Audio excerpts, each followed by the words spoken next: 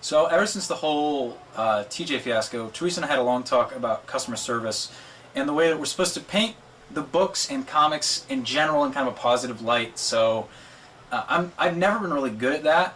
I kind of can find something wrong with anything, and I focus on that and let other people know that I'm focusing on it. But I'm going to try to be more positive about the books because when I'm working, we actually make fewer sales than if nobody was working at all. Which is to say we make negative sales. The stock increases while I'm working. So my big thing today is I'm going to try to be more positive about the books. So, positivity.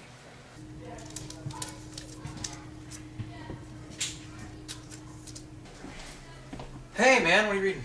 Oh, just the new Walk and Dove. Yeah. Yeah, heard a bunch of people liked it, so I wanted to check it out. What do you think? Very good lettering. Is good. So Yeah.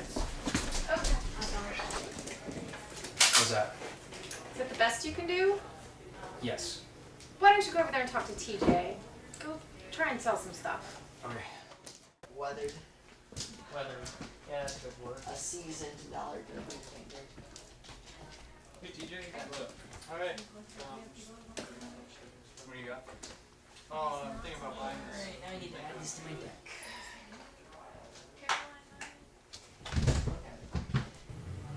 What happened? Shut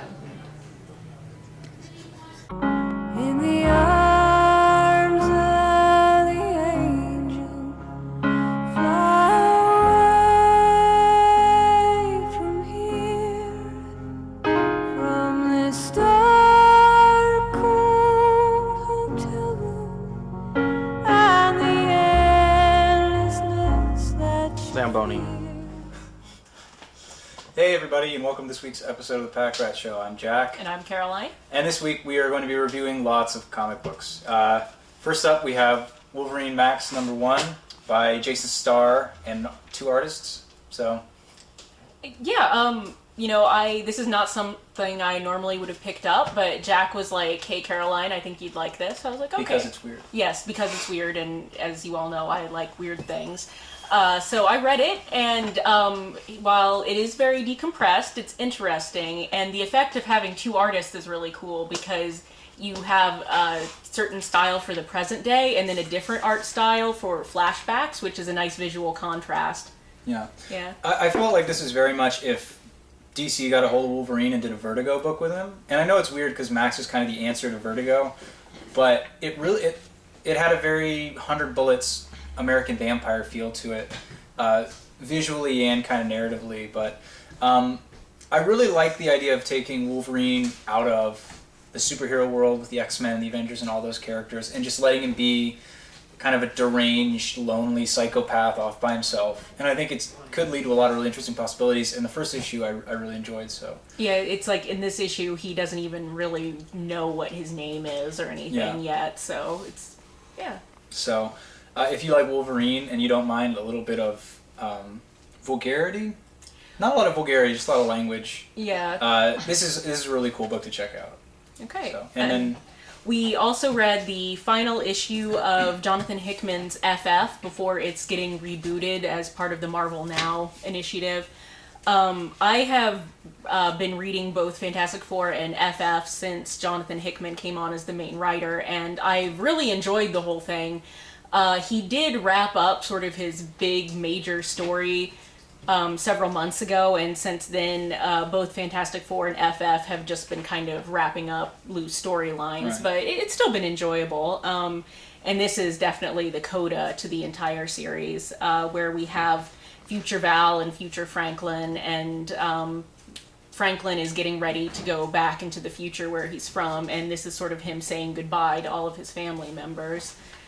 It might not be the best place to start if you haven't read the rest of the run, unless you just kind of wanted to get an idea of what it's about, as it brings up a lot of the major themes of family, intelligence versus creativity, and we get to see kind of an ending for our characters that won't be showing up in the next series. Yeah. So, I mean, I think I felt the strong point of this book was really the cartooning. I thought the character acting was really strong, and Nick Dragotta has, from what I've seen in the past from him, has always done a good job with that. And I also really enjoyed the story. I thought the characterization of most of the major and minor characters was really well done, especially in a 20-page or 22-page comic, whatever it ended up being.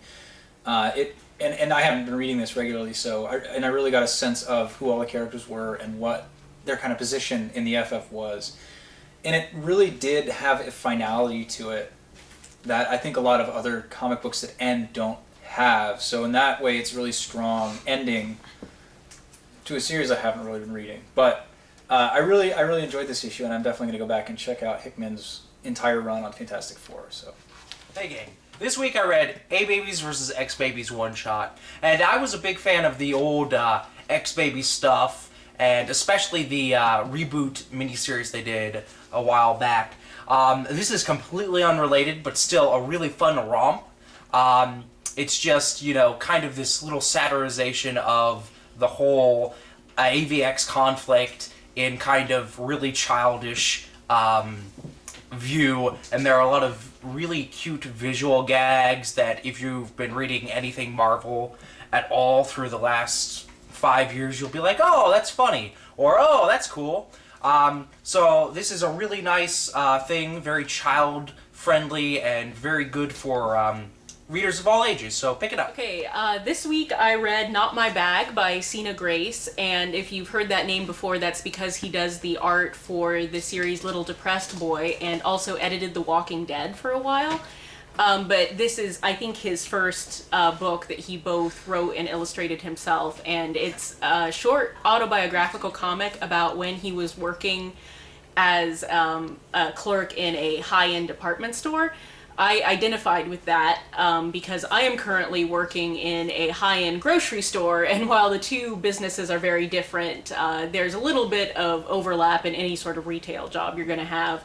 But probably anyone who's had a job they really hate but have to have for a while for any reason would enjoy this. The art is fantastic. It's sort of realistic black and white art style, and besides his job, Cena also goes into his love life and his sort of love-hate relationship with fashion, as well as going to San Diego Comic-Con and art, and I really enjoyed it a lot.